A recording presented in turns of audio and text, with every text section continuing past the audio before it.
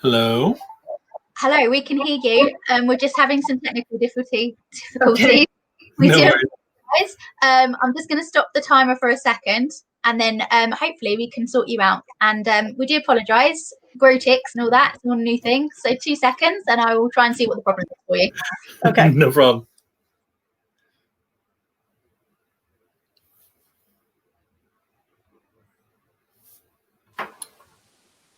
Hey. Hello, Lanny and John. Hello. How you doing? How are you? I'm doing great now that I see you guys' face. My apologies to both Gene and Adrian got bumped off. We're having a little bit of connection issues with the app. If we get bumped off again, we will come back around and talk. But enough of that housekeeping. How are you guys doing? I love your T-shirt, Sean. Freaking awesome. What's the picture? It's put on my glasses. It's basically kick ass. Yeah. Oh yeah. It's all the episode 7 through 9 crew. Yeah. Good. Yeah. How are you? I'm good. We were on Twitter together, or maybe I don't know if we were on at the same time, but I was noticing some of your comments. Yeah. To my explosion. Yeah. I appreciated them. Yeah. I loved the explosion. Yeah, that's awesome. Yeah, you know, I've wanted to keep my sites apolitical just so that they could be a forum for everyone, and to avoid some of the acrimony that tends to pop up around that. And I just broke. Yeah. I just when I heard about Lafayette Square, I just broke, and I was like, I can't. I've got it. Not that I am going to move the ball very much, maybe, but I just had to, just for myself, had to say something. And I'm trying to just describe my own journey through this rather than tell people what theirs should be. Yeah. And hoping that maybe people might identify with something that they're going through, and it may be helpful in that way. Yeah. Because I know, man, I get defensive around these issues. Yeah. Around whether or not I'm a racist. Right. Which is the whole thing that I have to admit. Yeah. Yeah. Yeah, I am.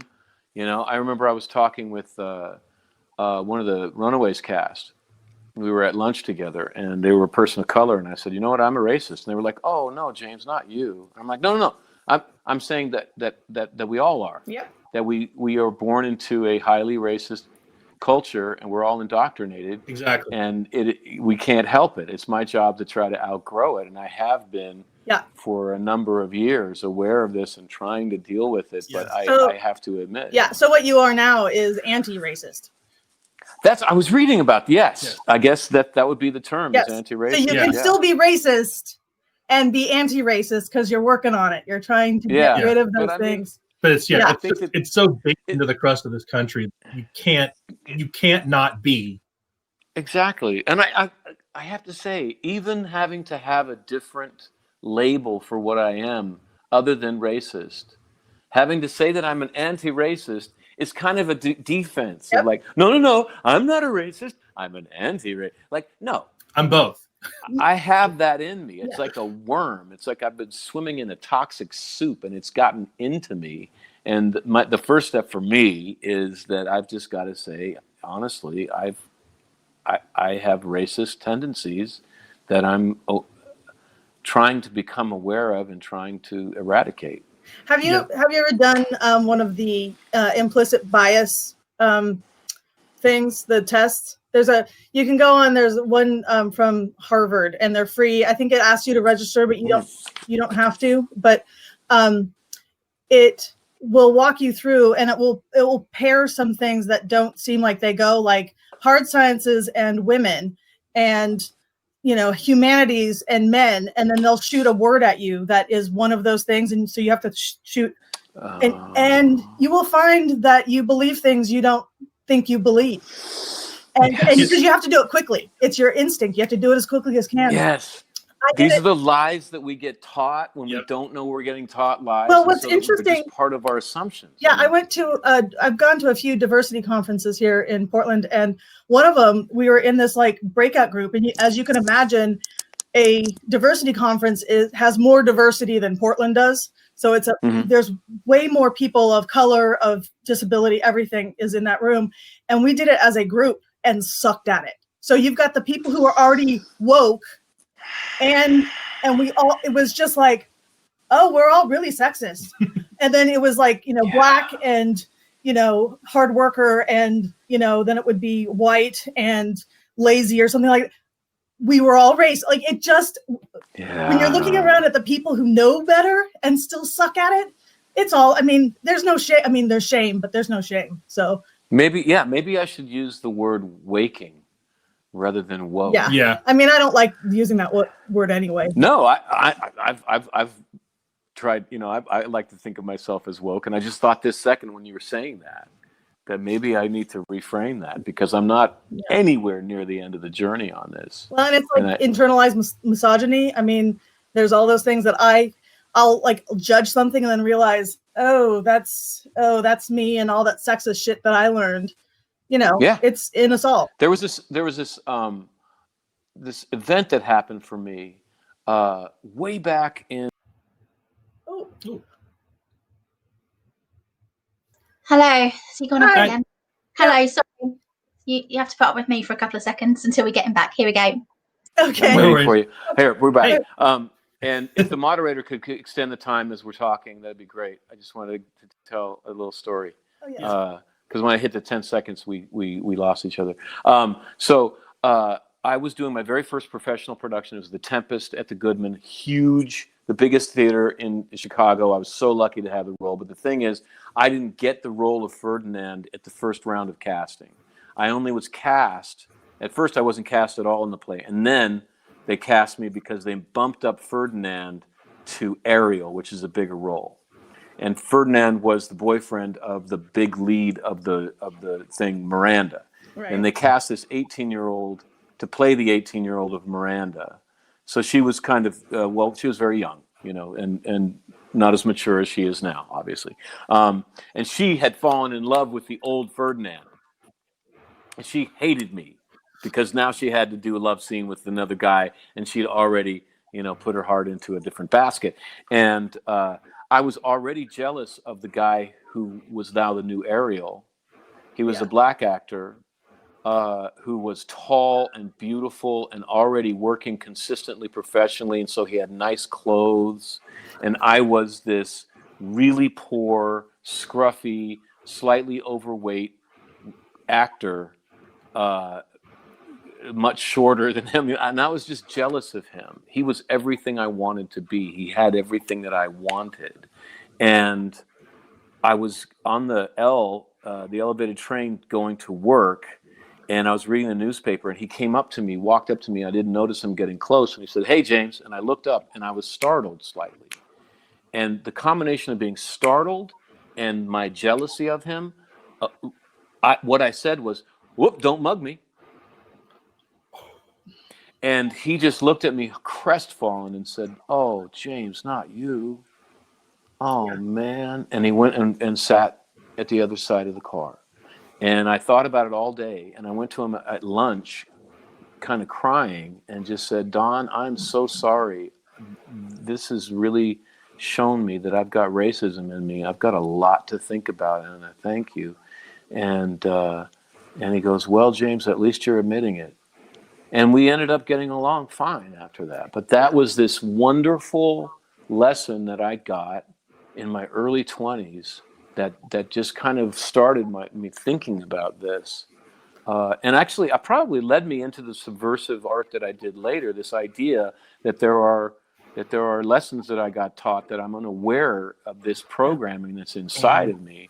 And how can I uncover it? How can I help others uncover it?